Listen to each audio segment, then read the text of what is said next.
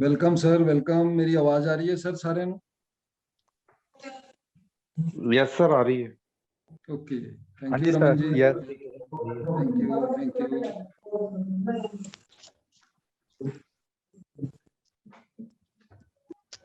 आई think ਆਪਾਂ ਸ਼ੁਰੂ ਕਰਨ ਜਾ ਰਹੇ ਹਾਂ ਜੀ।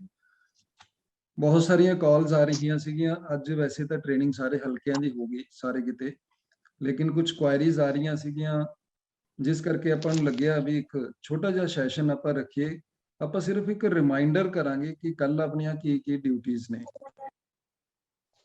ਤਾਂ ਮੁੱਖ ਤੌਰ ਤੇ ਅਸੀਂ ਕਾਊਂਟਿੰਗ ਵਾਲੇ ਦਿਨ ਮਤਲਬ ਕੱਲ ਨੂੰ ਅਸੀਂ ਇਸ ਵਿਧਾਨ ਸਭਾ ਚੋਣਾਂ 2022 ਦਾ ਲਾਸਟ ਪੜਾਅ ਪੂਰਾ ਕਰਨ ਜਾ ਰਹੇ ਹਾਂ।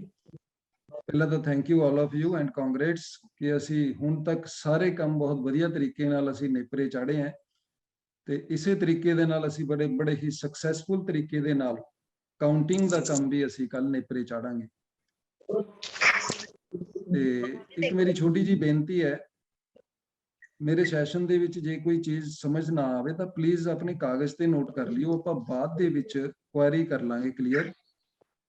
ਵਿੱਚ ਦੀ ਮਤਲਬ ਆਪਾਂ ਡਿਸਟਰਬ ਨਾ ਕਰੀਏ ਤਾਂ ਕਿ ਕੋਈ ਇੱਕ ਲੈ ਹੁੰਦੀ ਹੈ, ਕੋਈ ਚੀਜ਼ ਮੇਰੇ ਦਿਮਾਗ 'ਚ ਆ ਰਹੀ ਹੁੰਦੀ ਹੈ ਤਾਂ ਵਿੱਚ ਦੀ ਉਹ ਕੰਟੀਨਿਊ ਰੱਖਾਂਗੇ। ਆਪਾਂ ਕੋਈ ਚੀਜ਼ ਨਹੀਂ ਸਮਝ ਆਊ ਤਾਂ ਆਪਾਂ ਤੁਸੀਂ ਨੋਟ ਕਰ ਲਿਓ, ਬਾਅਦ ਦੇ ਵਿੱਚ ਆਪਾਂ ਸਵਾਲ ਜਵਾਬ ਕਰ ਲਾਂਗੇ। ਜਿਵੇਂ ਕਿ ਆਪਾਂ ਸਾਰਿਆਂ ਨੂੰ ਪਤਾ ਹੈ ਕੱਲ ਕਾਊਂਟਿੰਗ ਡੇ ਹੈ ਫਾਈਨਲ। ਅਸੀਂ ਕਰਨਾ ਕੀ ਹੈ, ਸਮੇਂ ਤੋਂ ਪਹਿਲਾਂ ਅਸੀਂ ਫਟਾਫਟ ਜੋ ਵੀ ਸਾਡਾ ਕਾਊਂਟਿੰਗ ਸੈਂਟਰ ਹੈ ਉੱਥੇ ਪਹੁੰਚਣਾ ਹੈ। ਆਪਣੀ ਟੀਮ ਨਾਲ ਤਾਲਮੇਲ ਕਰਦੇ ਹੋਏ ਆਪਣੀ ਟੇਬਲ ਤੇ ਪਹੁੰਚੋ ਜੀ। ਹੁਣ ਅਸੀਂ ਕਾਊਂਟਿੰਗ ਦਾ ਪ੍ਰੋਸੈਸ ਬਿਨਾਂ ਕਿਸੇ ਭੂਮਿਕਾ ਤੋਂ ਸ਼ੁਰੂ ਕਰਾਂਗੇ। ਜਿਹੜੀ ਕਾਊਂਟਿੰਗ ਆਫ ਵੋਟਸ ਹੈ ਉਹ ਅਸੀਂ ਤਿੰਨ ਤਰੀਕੇ ਦੇ ਨਾਲ ਤਿੰਨ ਪੜਾਵ ਦੇ ਵਿੱਚ ਕਰਾਂਗੇ। ਸਭ ਤੋਂ ਪਹਿਲਾ ਪੜਾਵ ਹੋਊਗਾ ਬਾਈ ਪੋਸਟਲ ਬੈਲਟਸ। ਪੋਸਟਲ ਬੈਲਟਸ ਨੇ ਜਿਹੜੇ ਸਭ ਤੋਂ ਪਹਿਲਾਂ ਅਸੀਂ ਕਰਾਂਗੇ। ਫਿਰ ਈਵੀਐਮ ਰਾਹੀਂ, ਫਿਰ ਵੀਵੀਪੈਟ ਦੀਆਂ ਪਰਚੀਆਂ। प्लीज मेरी आवाज आ रही है सारी? मनीष जी आवाज आ रही है? सर ਤੁਹਾਡੀ ਆਵਾਜ਼ ਆ ਰਹੀ ਹੈ, ਵਿੱਚ ਕਿਸੇ ਡਿਸਟਰਬੈਂਸ ਕ੍ਰੀਏਟ ਹੋ ਰਹੀ ਹੈ, ਆਵਾਜ਼ ਆ ਰਹੀ ਹੈ, ਪਲੀਜ਼ ਉਹ ਬੰਦ ਕਰਵਾਓ ਕਹਿ ਕੇ। ਪਲੀਜ਼ ਸਾਰਿਆਂ ਨੂੰ ਬੇਨਤੀ ਹੈ ਜੀ ਕਿ ਵਿੱਚ ਦੂਸਰੀ ਡਿਸਟਰਬੈਂਸ ਨਾ ਕਰੋ ਜੀ ਪਲੀਜ਼। ਸੋ ਅਸੀਂ ਸਭ ਤੋਂ ਪਹਿਲਾਂ ਕਰਾਂਗੇ ਪੋਸਟਲ ਬੈਲਟ, ਫਿਰ ਈਵੀਐਮ ਰਾਹੀਂ, ਦੈਨ ਵੀਵੀਪੈਟ ਦੀਆਂ ਪਰਚੀਆਂ। ਹੁਣ ਅਸੀਂ ਇੱਕ ਤਰ੍ਹਾਂ ਦੀ ਟ੍ਰੇਨਿੰਗ ਤਾਂ ਤੁਸੀਂ ਆਲਰੇਡੀ ਲੈ ਚੁੱਕੇ ਹੋ ਸਾਰੀ। ਆਪਾਂ ਤਾਂ ਇੱਕ ਚੈੱਕ ਪੁਆਇੰਟਸ ਦੇਖ ਰਹੇ ਹਾਂ। ਸਭ ਤੋਂ ਪਹਿਲਾਂ ਜਿਹੜੀ ਅਸੀਂ ਬੈਲਟ ਪੇਪਰਸ ਦੀ ਕਰਾਂਗੇ, ਜਿਸ ਵੀ ਟੀਮ ਦੀ ਬੈਲਟ ਪੇਪਰ ਦੇ ਵਿੱਚ ਡਿਊਟੀ ਲੱਗੂਗੀ ਤਾਂ ਉਹਨੇ ਬੈਲਟ ਪੇਪਰ ਦੀ ਜਦੋਂ ਤਿਆਰੀ ਕਰਕੇ ਸਭ ਤੋਂ ਪਹਿਲਾਂ ਕੀ ਕਰਨਾ ਹੈ, ਸਾਡੇ ਕੋਲ ਬੰਦ ਲਿਫਾਫੇ ਆਣਗੇ। ਵੱਡਾ ਲਿਫਾਫਾ 13C। ਅਸੀਂ ਸਭ ਤੋਂ ਪਹਿਲਾਂ ਦੇਖਣਾ ਕਿ 13C ਆਪਣੇ ਹਲਕੇ ਦਾ ਹੀ ਹੈ ਬਸ। ਜੇ ਆਪਾਂ ਨੂੰ ਲੱਗਦਾ ਕਿਸੇ ਹੋਰ ਹਲਕੇ ਦਾ ਡੱਬੇ 'ਚ ਪਿਆ ਹੋਇਆ ਸੀ ਤਾਂ ਅਸੀਂ ਸੰਬੰਧਿਤ ਹਲਕੇ ਨੂੰ ਭੇਜ ਦੇਵਾਂਗੇ ਫਟਾਫਟ। ਮੰਨ ਲਓ ਸੁਨਾਮ ਹੈ ਤਾਂ 101 ਸੁਨਾਮ ਦਾ ਹੀ ਲਿਫਾਫਾ ਹੋਣਾ ਚਾਹੀਦਾ ਜਿਹੜਾ ਵੱਡਾ ਲਿਫਾਫਾ ਹੈ। ਫਿਰ ਅਸੀਂ ਵੱਡਾ ਲਿਫਾਫਾ ਹੈ ਜਿਹੜਾ 13C ਉਸ ਨੂੰ ਖੋਲਾਂਗੇ। ਵੱਡੇ ਲਿਫਾਫੇ ਨੂੰ ਖੋਲਣ ਤੋਂ ਪਹਿਲਾਂ ਦੇਖ ਲਿਓ ਬਾਹਰ ਜੇਕਰ ਪਾਰਟੀ ਦੇ ਸਾਈਨ ਨਾ ਵੀ ਹੋਣ, ਡਜ਼ ਨਾਟ ਮੈਟਰ, ਅਸੀਂ ਤਾਂ ਵੀ ਖੋਲਾਂਗੇ ਉਸ ਨੂੰ, ਲੇਕਿਨ ਹੋਵੇ ਆਪਣੇ ਹਲਕੇ ਦਾ ਹੀ। ਜਦੋਂ ਅਸੀਂ 13C ਖੋਲਾਂਗੇ ਤਾਂ ਉਹਦੇ ਅੰਦਰੋਂ ਦੋ ਚੀਜ਼ਾਂ ਨਿਕਲਣਗੀਆਂ। ਇੱਕ ਛੋਟਾ ਲਿਫਾਫਾ 13B, ਇੱਕ ਉਹਦੇ ਨਾਲ declaration ਨਿਕਲੂ 13A। 13A declaration plus 13B ਬੰਦ ਲਿਫਾਫਾ ਛੋਟਾ, ਜਿਹਦੇ ਵਿੱਚ ਪੋਸਟਲ ਬੈਲਟ, ਜਿਸ ਦੇ ਵਿੱਚ ਕਿਸੇ ਵੀ ਵੋਟਰ ਨੇ ਵੋਟ ਪਾ ਕੇ ਆਪਣੀ ਵੋਟ ਉਸ ਲਿਫਾਫੇ 'ਚ ਪਾ ਕੇ ਸਾਡੇ ਕੋਲ ਭੇਜੀ ਹੈ। ਅਸੀਂ ਸਭ ਤੋਂ ਪਹਿਲਾਂ 13B ਖੋਲਣ ਤੋਂ ਵੀ ਪਹਿਲਾਂ 13A ਡੈਕਲੇਰੇਸ਼ਨ ਨੂੰ ਅਸੀਂ ਚੰਗੀ ਤਰ੍ਹਾਂ ਚੈੱਕ ਕਰਨਾ ਹੈ। ਡੈਕਲੇਰੇਸ਼ਨ ਦੇ ਵਿੱਚ ਕੀ ਦੇਖਣਾ ਹੈ, ਡੈਕਲੇਰੇਸ਼ਨ ਦਾ ਸੀਰੀਅਲ ਨੰਬਰ ਛੋਟੇ ਲਿਫਾਫੇ ਦੇ 13B ਦੇ ਸੀਰੀਅਲ ਨੰਬਰ ਦੇ ਨਾਲ ਮੇਲ ਖਾਂਦਾ ਹੋਵੇ। ਡੈਕਲੇਰੇਸ਼ਨ ਦੇ ਵਿੱਚ ਵੋਟਰ ਦਾ ਸਾਰਾ ਪਾਰਟ ਨੰਬਰ ਤੇ ਉਸਦੇ ਸਾਈਨ ਕੀਤੇ ਹੋਣ। ਡੈਕਲੇਰੇਸ਼ਨ ਅਟੈਸਟਡ ਬਾय ਦ ਕੰਪੀਟੈਂਟ ਅਥਾਰਟੀ, ਗਜ਼ਟਡ ਆਫੀਸਰ ਦੁਆਰਾ ਡੈਕਲੇਰੇਸ਼ਨ ਅਟੈਸਟ ਕੀਤੀ ਗਈ ਹੋਵੇ। ਜਿਸ ਨੇ ਆਫੀਸਰ ਨੇ ਡੈਕਲੇਰੇਸ਼ਨ ਅਟੈਸਟ ਕੀਤੀ ਹੈ ਉਸ ਦੀ ਮੋਹਰ ਨਾ ਵੀ ਲੱਗੀ ਹੋਵੇ ਤਾਂ ਅਟੈਸਟਿੰਗ ਅਥਾਰਟੀ ਨੇ ਆਪਣਾ ਡੈਜ਼ਿਗਨੇਸ਼ਨ ਤੇ ਨਾਮ ਪਾ ਕੇ ਸਾਈਨ ਕੀਤੇ ਹੋਣ ਤਾਂ ਉਹ ਵੈਲਿਡ ਹੈ। ਜੇ ਉਹਦੀ ਮੋਹਰ ਨਹੀਂ ਲੱਗੀ ਤਾਂ ਅਸੀਂ ਉਹਨੂੰ ਇਨਵੈਲਿਡ ਨਹੀਂ ਕਰਨਾ। ਫਿਰ ਧਿਆਨ ਰੱਖਣਾ ਹੈ, ਅਟੈਸਟਿੰਗ ਅਥਾਰਟੀ ਨੇ ਆਪਣਾ ਡੈਜ਼ਿਗਨੇਸ਼ਨ ਲਿਖਦੇ ਹੋਏ ਅਟੈਸਟ ਕਰਿਆ ਤਾਂ ਵੈਲਿਡ ਹੈ। ਜੇ ਉਹਦੀ ਮੋਹਰ ਨਹੀਂ ਲੱਗੀ ਹੋਈ ਤਾਂ ਵੀ ਅਸੀਂ ਉਹਨੂੰ ਵੈਲਿਡ ਮੰਨਾਂਗੇ। ਅਸੀਂ ਚੈੱਕ ਕਰਾਂਗੇ ਪਾਰਟੀ ਦੇ ਸਾਈਨ, ਵੋਟਰ ਦੇ ਸਾਈਨ ਤੇ ਅਟੈਸਟ ਹੋਇਆ ਹੋਵੇ। ਫਿਰ ਅਸੀਂ ਨੰਬਰਵਾਰ ਸਾਰੇ ਲਿਫਾਫੇ ਖੋਲ ਕੇ ਜਿਹੜੀਆਂ ਵੈਲਿਡ 13A ਨੇ ਡਿਕਲੇਰੇਸ਼ਨ ਵੈਲਿਡ, ਉਹ ਸਾਰੀਆਂ ਅੱਡ ਕੱਢ ਲਾਂਗੇ ਤੇ ਉਹਨਾਂ ਦੇ ਨਾਲ ਦੇ ਵੈਲਿਡ 13B ਲਿਫਾਫੇ ਅੱਡ ਕੱਢ ਲਾਂਗੇ। ਅਸੀਂ ਸਾਰੇ ਵੈਲਿਡ ਲਿਫਾਫੇ ਅਲੱਗ ਕੱਢਾਂਗੇ, ਪਹਿਲਾਂ ਡਿਕਲੇਰੇਸ਼ਨਾਂ ਨੂੰ ਅਲੱਗ ਕੱਢ ਕੇ ਅਸੀਂ ਉਹਨਾਂ ਨੂੰ ਇਕੱਠੀਆਂ ਕਰਕੇ ਬੰਡਲ ਬਣਾ ਲਾਂਗੇ। ਹੁਣ ਸਾਡੇ ਕੋਲ ਰਹਿ ਜਾਣਗੇ ਇਕੱਲੇ ਵੈਲਿਡ 13B, ਜਿਹਦੇ ਵਿੱਚ ਵੋਟਰ ਸਲਿੱਪ ਹੈ, ਪੋਸਟਲ ਬੈਲਟ ਹੈ। ਅਸੀਂ ਉਹ ਸਾਰੇ ਵੈਲਿਡ, ਸਾਨੂੰ ਨਹੀਂ ਪਤਾ ਉਹ ਕਿਸ ਦਾ ਹੈ। ਫਿਰ ਅਸੀਂ ਉਸ ਨੂੰ ਖੋਲਾਂਗੇ 13B ਨੂੰ। 13B ਨੂੰ ਖੋਲ ਕੇ ਅੰਦਰੋਂ ਪੋਸਟਲ ਬੈਲਟ ਜਿਹੜਾ ਨਿਕਲੂਗਾ, ਹੁਣ ਉਹ ਤੇ ਸ਼ਰਤਾਂ ਦੋ ਹੀ ਲਾਗੂ ਹੋਣਗੀਆਂ, ਜਾਂ ਤਾਂ ਉਹ ਵੈਲਿਡ ਹੋਊ ਜਾਂ ਇਨਵੈਲਿਡ ਹੋ। ਕਿਹੜੀਆਂ ਸਥਿਤੀਆਂ ਦੇ ਵਿੱਚ ਇਨਵੈਲਿਡ ਹੋ ਸਕਦਾ ਹੈ, ਧਿਆਨ ਕਰਨਾ ਜੀ। ਜਿਵੇਂ ਪਹਿਲਾਂ ਵੀ ਤੁਸੀਂ ਟ੍ਰੇਨਿੰਗ ਲਈ ਹੈ, ਕਿਸੇ ਵੀ ਵੋਟਰ ਨੇ ਇੱਕ ਤੋਂ ਜ਼ਿਆਦਾ ਕੈਂਡੀਡੇਟ ਨੂੰ ਨਿਸ਼ਾਨੀ ਲਗਾਤੀ ਹੋਵੇ। ਪਹਿਲਾਂ ਹੁਣ ਮੈਂ ਨਿਸ਼ਾਨੀ ਕਹਿ ਰਿਹਾ, ਨਿਸ਼ਾਨੀ ਤੋਂ ਭਾਵ ECI ਵੱਲੋਂ, ECI ਦੀਆਂ ਗਾਈਡਲਾਈਨਸ ਦੇ ਮੁਤਾਬਕ ਵੋਟਰ ਹੈ ਜਿਹੜਾ, ਜਿਸ ਨੂੰ ਵੋਟ ਪਾਣੀ ਚਾਹੁੰਦਾ ਹੈ, ਉਹਨੂੰ ਕਿਸੇ ਵੀ ਤਰ੍ਹਾਂ ਦਾ ਨਿਸ਼ਾਨ ਲਗਾ ਸਕਦਾ ਹੈ। ਉਸ ਨੂੰ ਮਾਰਕ ਲਗਾ ਸਕਦਾ ਹੈ, ਟਿਕ ਕਰ ਸਕਦਾ ਹੈ, ਕਾਟੀ ਮਾਰ ਸਕਦਾ ਹੈ, ਗੋਲਾ ਲਗਾ ਸਕਦਾ ਹੈ, ਆਪਣੇ ਇਨੀਸ਼ੀਅਲ ਕਰ ਸਕਦਾ ਹੈ, ਪਰ ਪੂਰਾ ਨਾਮ ਨਹੀਂ ਲਿਖ ਸਕਦਾ। ਧਿਆਨ ਰੱਖਿਓ, ਜੇਕਰ ਕੋਈ ਵੀ ਵੋਟਰ ਸਲਿੱਪ ਤੇ ਪੂਰਾ ਨਾਮ ਲਿਖਦਾ ਹੈ ਤਾਂ ਉਹ ਵੈਲਿਡ ਨਹੀਂ ਹੋਊਗਾ, ਰਿਜੈਕਟ ਕਰ ਦਿੱਤਾ ਜਾਊਗਾ। ਔਰ ਜੇਕਰ ਇੱਕ ਤੋਂ ਵੱਧ ਨੂੰ ਨਿਸ਼ਾਨੀ ਲਗਾਉਂਦਾ ਹੈ ਤਾਂ ਵੀ ਰਿਜੈਕਟ ਕਰ ਦਿੱਤਾ ਜਾਊਗਾ। ਜੇਕਰ ਸਿੰਪਲ ਜੀ ਗੱਲ ਹੈ, ਜਿਹਨੂੰ ਵੋਟ ਪਾਣੀ ਹੈ ਉਹਨੂੰ ਟਿਕ ਕਰਤਾ, ਬਾਕੀ ਸਾਰਿਆਂ ਤੇ ਕਾਟੀ ਲਗਾਤੀ, ਤਾਂ ਵੀ ਉਹ ਰਿਜੈਕਟ ਕਰ ਦਿੱਤਾ ਜਾਊਗਾ। ਮਤਲਬ ਇੱਕ ਤੋਂ ਵੱਧ ਸਾਈਨ ਨਹੀਂ ਹੋਣੇ ਚਾਹੀਦੇ। ਹਾਂ, ਜਿਸ ਨੂੰ ਉਸਨੇ ਵੋਟ ਪਾਣੀ ਹੈ ਉਸ ਨੂੰ ਇੱਕ ਤੋਂ ਵੱਧ ਨਿਸ਼ਾਨ ਲਗਾਤੇ ਤਾਂ ਉਹ ਵੈਲਿਡ ਹੈ। ਜਿਸ ਨੂੰ ਵੋਟ ਪਾਣੀ ਹੈ ਉਸ ਦੇ ਸਿਰਫ ਇੱਕ ਹੀ ਖਾਨੇ ਵਿੱਚ ਇੱਕ ਤੋਂ ਵੱਧ ਨਿਸ਼ਾਨ ਲੱਗੇ ਹੋਣ, ਚਾਹੇ ਉਹ ਟਿਕ ਲੱਗਿਆ ਹੋਵੇ ਚਾਹੇ ਕਾਟੀ ਲੱਗਿਆ ਹੋਵੇ, ਉਹ ਵੈਲਿਡ ਹੈ। ਤਾਂ ਇਸ ਤਰੀਕੇ ਦੇ ਨਾਲ ਅਸੀਂ ਧਿਆਨ ਰੱਖਣਾ ਹੈ। ਦੂਸਰਾ ਧਿਆਨ ਕੀ ਰੱਖਣਾ ਹੈ, ਪੋਸਟਲ ਬੈਲਟ ਹੈ ਇੰਨਾ ਕਟਿਆ ਫਟਿਆ ਨਾ ਹੋਵੇ ਕਿ ਪਹਿਚਾਣ 'ਚ ਹੀ ਨਾ ਆਉਂਦਾ ਹੋਵੇ। ਪੋਸਟਲ ਬੈਲਟ ਹੈ ਇਸ ਤਰ੍ਹਾਂ ਦਾ ਨਾ ਲੱਗੇ ਕਿ ਉਹ ਨਕਲੀ ਲੱਗ ਰਿਹਾ ਹੈ, ਵੀ ਅਸਲੀ ਤਾਂ ਉਹਨੇ ਕਿਤੇ ਗਵਾਚ ਹੀ ਦਿੱਤਾ, ਕਿਸੇ ਹੋਰ ਦਾ ਲੈ ਕੇ ਫੋਟੋ ਸਟੇਟ ਕਰਕੇ ਪਾਤਾ। ਉਹ ਇਸ ਸਥਿਤੀ ਵਿੱਚ ਸਾਰੇ ਰਿਜੈਕਟ ਹੋਣਗੇ। ਜੇ ਉਹਨੇ ਇੱਕ ਨਿਸ਼ਾਨੀ ਵੀ ਲਗਾਤੀ ਤਾਂ ਉਹ ਨਿਸ਼ਾਨੀ ਦੋ ਖਾਨਿਆਂ 'ਚ ਜਾ ਰਹੀ ਹੈ ਤਾਂ ਉਹ ਵੀ ਰਿਜੈਕਟ ਹੋ ਜਾਊਗਾ। ਧਿਆਨ ਰਹੇ, ਅਸੀਂ ਬੜੀ ਚੰਗੀ ਤਰ੍ਹਾਂ ਜਿਹੜੇ ਵੈਲਿਡ ਪੋਸਟਲ ਬੈਲਟ ਹੈ ਉਹਨਾਂ ਨੂੰ ਸਿਰਫ ਅਲੱਗ ਕੱਢਾਂਗੇ ਪਹਿਲਾਂ, ਫਿਰ ਉਹਨਾਂ ਦੀ ਗਿਣਤੀ ਕਰਾਂਗੇ। RO ਸਾਹਿਬ ਦੀ ਟੇਬਲ ਤੇ ਇਹ ਸਾਰਾ ਕੰਮ ਹੋਣਾ ਹੈ। 50-50 ਦੇ ਬੰਡਲ ਬਣਾ ਕੇ ਰੱਖ ਲਾਂਗੇ, ਜਿਸ ਨੂੰ ਵੀ ਵੋਟਾਂ ਪੈਂਦੀਆਂ ਨੇ ਅਲੱਗ-ਅਲੱਗ ਕੱਢ ਕੇ 50-50 ਦਾ ਬੰਡਲ ਬਣਾ ਲਾਂਗੇ। ਇਹੀ ਸਾਰੀ ਗਿਣਤੀ ਉਸੇ ਤਰ੍ਹਾਂ ਫਾਰਮ ਦੇ ਵਿੱਚ ਅਸੀਂ ਭਰਾਂਗੇ ਜਿਵੇਂ ਕੈਂਡੀਡੇਟਸ ਨੂੰ ਵੋਟਾਂ ਪਈਆਂ ਨੇ। ਇਹ ਸਾਰੇ ਪ੍ਰੋਸੈਸ ਦੇ ਵਿੱਚ ਅਸੀਂ ਫਾਰਮ ਭਰ ਕੇ ਫਾਈਨਲ ਫਾਰਮ ਅਸੀਂ RO ਸਾਹਿਬ ਨੂੰ ਸਬਮਿਟ ਕਰ ਦਾਂਗੇ। Counting of votes by ballot papers. ਧਿਆਨ ਰੱਖਣਾ ਹੈ, ਸਿਰਫ ਇਹਦੇ 'ਚ ਜ਼ਿਆਦਾ ਧਿਆਨ ਕਿੱਥੇ ਰੱਖਣਾ ਹੈ, ਡਿਕਲੇਰੇਸ਼ਨ ਤੇ ਪਹਿਲਾਂ ਧਿਆਨ ਦੇਣਾ ਹੈ, ਬਾਅਦ ਦੇ ਵਿੱਚ ਖੋਲਣਾ ਹੈ 13B। ਡਿਕਲੇਰੇਸ਼ਨ ਪਾਰਟੀ ਦੇ ਸਾਈਨ ਜ਼ਰੂਰੀ ਹੈ ਤੇ ਅਟੈਸਟਿੰਗ ਬਾਏ ਦਾ ਕੰਪੀਟੈਂਟ ਅਥਾਰਟੀ ਜ਼ਰੂਰੀ ਹੈ। ਦੋਨੇ ਚੀਜ਼ਾਂ ਦੇਖਦੇ ਹੋਏ ਅਸੀਂ ਫਿਰ ਵੋਟਰ ਜਿਹੜੀ ਸਲਿੱਪ ਕੱਢਾਂਗੇ ਅੰਦਰੋਂ 13B ਦੇ ਵਿੱਚੋਂ। ਇਹ ਸਾਰੇ ਪ੍ਰੋਸੈਸ ਦੇ ਵਿੱਚ ਬੜੇ ਆਰਾਮ ਦੇ ਨਾਲ ਕਾਊਂਟਿੰਗ ਕਰਨੀ ਹੈ। ਵੈਲਿਡ ਔਰ ਰਿਜੈਕਟਡ ਦਾ ਧਿਆਨ ਰੱਖਣਾ ਹੈ, ਕਿਉਂਕਿ ਰਿਜੈਕਟ ਜਿਹੜੇ ਹੋਣਗੇ ਤਾਂ ਬਾਅਦ ਦੇ ਵਿੱਚ RO ਸਾਹਿਬ ਉਤੇ ਰਿਮਾਰਕਸ ਵੀ ਦੇਣਗੇ ਵੀ ਕਿਸ ਵਜ੍ਹਾ ਦੇ ਨਾਲ ਇਹ ਰਿਜੈਕਟ ਕੀਤਾ ਗਿਆ ਹੈ। ਹੋ ਸਕਦਾ ਕਿਤੇ ਮਾਰਜਨ ਇੰਨਾ ਘੱਟ ਹੋਵੇ ਵਿਕਟਰੀ ਦਾ ਕਿ ਸਾਨੂੰ ਰੀਕਾਊਂਟਿੰਗ ਕਰਨੀ ਪੈ ਸਕਦੀ ਹੈ ਪੋਸਟਲ ਬੈਲਟਸ ਦੀ। ਤਾਂ ਮੈਂ ਕਹਿੰਦਾ ਕਿ ਜ਼ਿਆਦਾ ਧਿਆਨ ਰੱਖਿਓ ਪਹਿਲੀ ਵਾਰ ਦੇ ਵਿੱਚ ਹੀ। ਤਾਂ ਇਹ ਪ੍ਰੋਸੈਸ ਚੱਲੂਗਾ ਪੋਸਟਲ ਬੈਲਟ ਦਾ। ਸੈਕੰਡ ਪ੍ਰੋਸੈਸ ਆਊਗਾ ਆਪਣਾ EVMs ਦਾ। EVMs ਮਤਲਬ Really sorry sir, ਇੱਕ ਸਰ ਜਿਹੜਾ 13AB ਵਾਲਾ ਸਰ ਇਹ ਥੋੜਾ ਦੁਬਾਰਾ ਰਿਪੀਟ ਕਰ ਦਿਓ if you don't mind। ਹਾਂ ਕੋਈ ਬਾਤ ਨਹੀਂ। ਸਭ ਤੋਂ ਪਹਿਲਾਂ ਵੱਡਾ ਲਿਫਾਫਾ ਆਊਗਾ ਆਪਣੇ ਕੋਲ 13C। 13C ਨੂੰ ਅਸੀਂ ਦੇਖਦੇ ਹੋਏ ਸਿਰਫ ਅਸੀਂ ਇਹ ਦੇਖਣਾ 13C ਸਾਡੇ ਹਲਕੇ ਦਾ ਹੀ ਹੈ। ਜੇਕਰ ਬਾਹਰ ਖਾਨੇ ਤੇ ਨਾ ਵੋਟਰ ਦੇ ਸਾਈਨ ਨਾ ਵੀ ਹੋਣਗੇ ਤਾਂ ਵੀ ਡਜ਼ ਨਾਟ ਮੈਟਰ, ਉਹ ਵੈਲਿਡ ਹੈ। ਅਸੀਂ ਉਹਨੂੰ ਖੋਲਾਂਗੇ। ਕਿਸੇ ਟਾਈਮ ਬਾਹਰ ਪਾਰਟੀ ਸਾਈਨ ਨਹੀਂ ਕਰਦੀ ਵੋਟਰ ਤਾਂ ਕੋਈ ਇਸ ਨੂੰ ਰਿਜੈਕਟ ਨਹੀਂ ਕਰਨਾ, ਅਸੀਂ ਖੋਲਾਂਗੇ ਉਸ ਨੂੰ। ਜਦੋਂ ਖੋਲਾਂਗੇ ਤਾਂ 13A ਡਿਕਲੇਰੇਸ਼ਨ ਨਿਕਲੂਗੀ ਤੇ ਨਾਲ ਇੱਕ ਲਿਫਾਫਾ ਬੰਦ ਨਿਕਲੂਗਾ 13B, ਜਿਸ ਦੇ ਵਿੱਚ ਪੋਸਟਲ ਬੈਲਟ ਹੋਊਗੀ। ਪਹਿਲਾਂ 13A ਡਿਕਲੇਰੇਸ਼ਨ ਨੂੰ ਚੈੱਕ ਕਰਾਂਗੇ ਚੰਗੀ ਤਰ੍ਹਾਂ ਉਸ ਦੇ ਵਿੱਚ ਵੋਟਰ ਦੇ ਸਾਈਨ, ਉਸ ਦਾ ਹਲਕਾ, vote number, part number, plus ਉਸ ਨੂੰ ਇੱਕ ਕੰਪੀਟੈਂਟ ਅਥਾਰਟੀ ਨੇ ਅਟੈਸਟ ਕਰਿਆ ਹੋਇਆ, ਅਟੈਸਟਿੰਗ ਗਜ਼ਟਡ ਆਫੀਸਰ ਨੇ ਅਟੈਸਟ ਕਰਿਆ ਹੋਇਆ। ਹਰ ਹਲਕੇ ਦੇ ਵਿੱਚ ਆਪਣੇ ARO ਸਾਹਿਬ ਗਜ਼ਟਡ ਆਫੀਸਰ ਲਗਾਏ ਹੋਏ ਹੈ, ਜਾਂ ਕੋਈ ਵੀ ਕਿਸੇ ਸਕੂਲ ਦਾ ਪ੍ਰਿੰਸੀਪਲ ਸਰ ਨੇ ਤਾਂ ਉਹ ਗਜ਼ਟਡ ਆਫੀਸਰ ਨੇ, any gazetted officer attesting authority does not mind ਕਿ ਅਟੈਸਟਿੰਗ ਅਥਾਰਟੀ ਨੇ ਸਟੈਂਪ ਲਗਾਈ ਹੈ ਜਾਂ ਨਹੀਂ ਲਗਾਈ, ਬਟ ਉਸਨੇ ਜੇਕਰ ਸਾਈਨ ਕਰਕੇ ਆਪਣਾ ਡੈਜ਼ਿਗਨੇਸ਼ਨ ਵੀ ਲਿਖਿਆ ਹੋਇਆ ਤਾਂ ਵੈਲਿਡ ਹੈ।